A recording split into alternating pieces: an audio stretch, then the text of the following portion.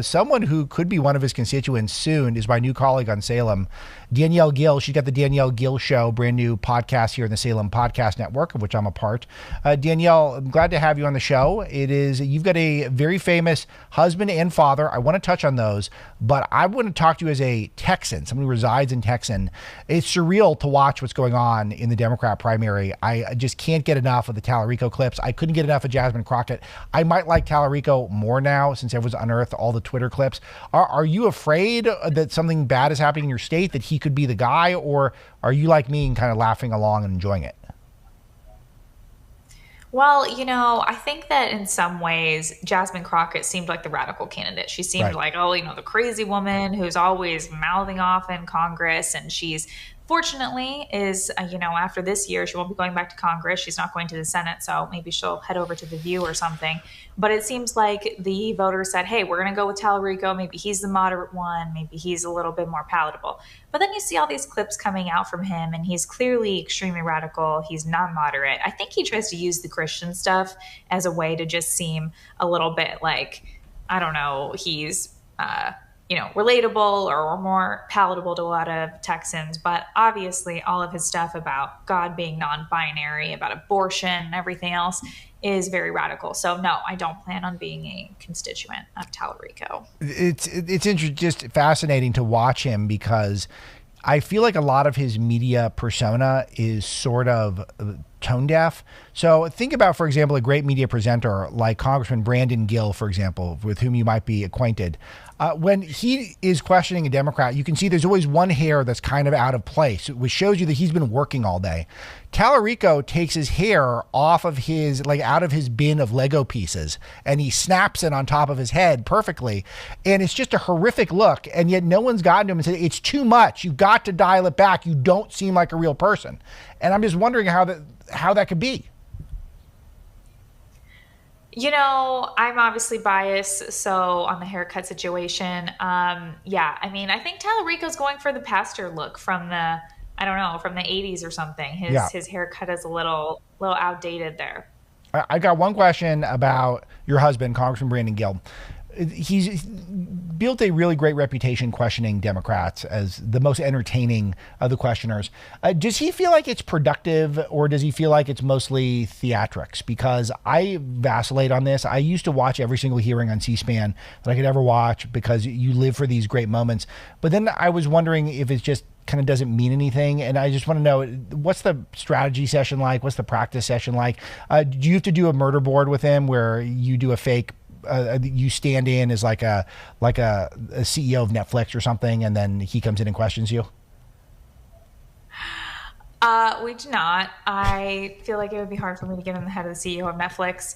But no, I think it actually does do a lot, because it moves the conference to the right. So a lot of the, unfortunately, we have some rhinos, and there are a lot of people who necessarily wouldn't have been on board with a lot of the conservative legislation. So taking an example like defunding NPR, I think that spotlighting the hypocrisy, the radical leftism of their CEO, Catherine Marr, kind of shows a lot of other conservatives who are elected, hey, we need to defund them. And some of them will say after, I was actually going to vote to keep their funding, but then I saw that and decided that I'm going to vote to defund them. So obviously their funding got pulled.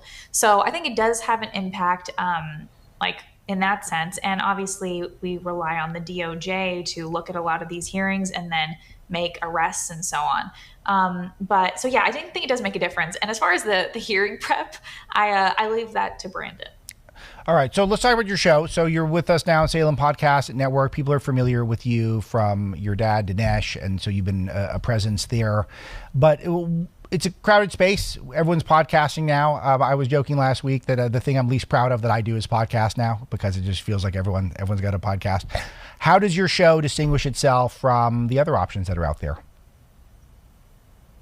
Well, I think this show is going to be the least podcasty of the podcasty places, because I like that. I'm not the most wildly entertaining individual. So honestly, we're just going to be diving into details, talking about things that matter, important topics. I feel like a lot of the podcasts, they react to a lot of the same things, a lot of the same news. I actually really like to talk about family, faith, culture issues too, not just news of the day. Although that is a lot of fun too and has a lot of spicy content to react to. But yeah, I think that there are a lot of podcasts out there, but this is kind of a little bit of a different space that might be more of a less reactionary space. So you're Dinesh's daughter, and so Dinesh and I go way back. I hosted Dinesh when I was on campus over 20 years ago. And what was interesting is that I became interested in his writings when he was writing these fairly simple books about what's great about capitalism, what's great about Christianity. And I always thought that it was very cool, and he is an intellectual, and that was really the whole brand.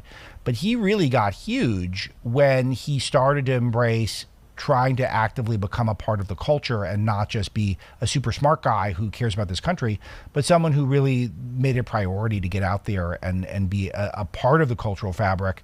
And you watch this in real time, presumably. I mean, what do you think of his evolution?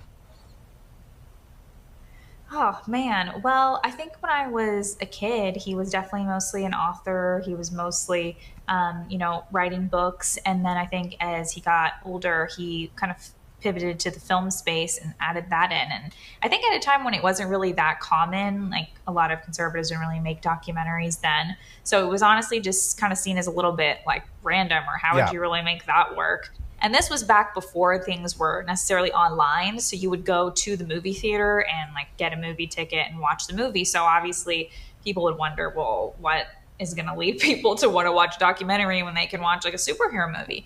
But so that was really cool to see, I think, to see that a lot of people ended up watching his first movie about Obama. And I think it kind of evolved from there. And of course, it's kind of, our modern technology changed. Things kind of moved to online spaces. Rumble, Amazon, all these other things. But yeah, now there's lots of conservative documentaries out there that are awesome. So I think just kind of moving into a different space to, I think, just reach more people, because ultimately sometimes with books, even if, let's say you have a #1 New York Times bestseller, it still only reaches a fraction of the number of people who went to the movie theater. It's a great point, and it's something that we all talk about this as conservatives, but only a few people have actually taken action and tried to do that. Your dad being a great example of that.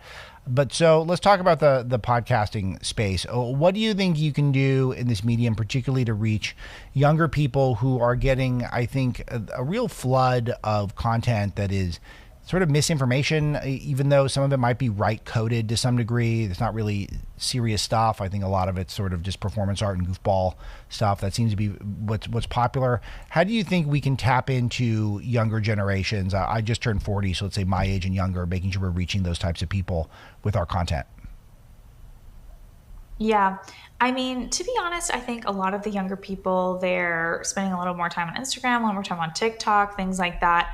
I have seen conservatives kind of entering those spaces, which is great. I think before, sometimes conservatives kind of like lived in their own little world. So we think we have kind of infiltrated, honestly, a lot of the culture, and we are seeing the culture moving to the right. So in some ways, I feel like we have all these wins, but we have all these losses. It's like the left is becoming more left, but the right, we have this resurgence of young people returning to Christianity or becoming just more kind of traditionally conservative. As far as the podcasting space, I mean, I feel like there are so many niche audiences, and I think in some ways I speak to like young parents, maybe, like families a little bit more than like the cool young people. I don't know. But I think that they actually need a lot of help in some ways, because sometimes you just have this like completely reactionary online culture that is just built on acting like a crazy person. And it would be great if young people got something a little bit different, just to have a little bit of substance, just a tiny, tiny bit, because sometimes they just don't get any. Yeah, I think that's right. And you've got a beautiful young family. You got a couple of kids.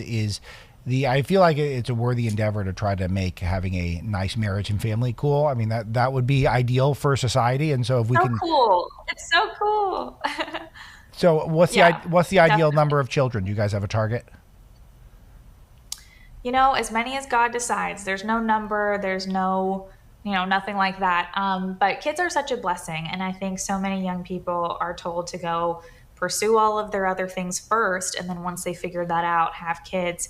And it's really just beautiful to focus on the Lord, focus on your relationship with Christ, to meet the right person, get married, have children. And it's really the Lord's plan in that sense. And sometimes I think we have this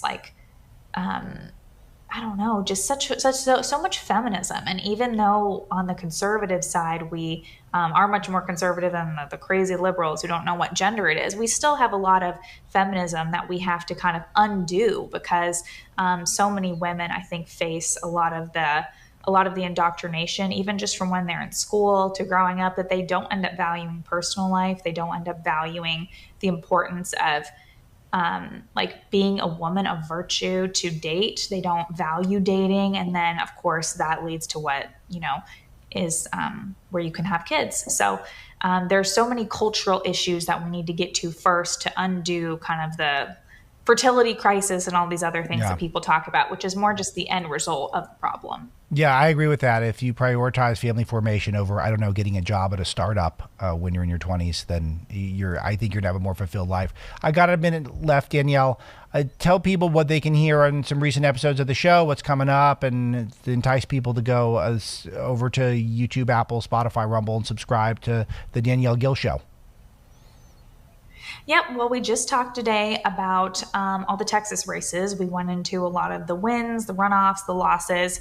And then we've also been talking about homeschooling. We've been talking about school choice. So there's a whole range of things. If you like politics, you like ideas, you like whatever, we cover the whole gamut of that. So make sure to go check out Danielle Gill Show on all the platforms. Wonderful. I hope everyone does. It's great to have you on board. You had a really cool life, and I think a lot of people are going to love hearing your perspective. So everyone should check it out. The Danielle Gill Show, wherever you get your podcast, Salem Podcast Network, so Apple, YouTube, Spotify, Rumble. Check it out. I know I'm going to as well. So thanks, Danielle. Thanks for being here. Thank you, Alex, for having me. I appreciate it. My pleasure.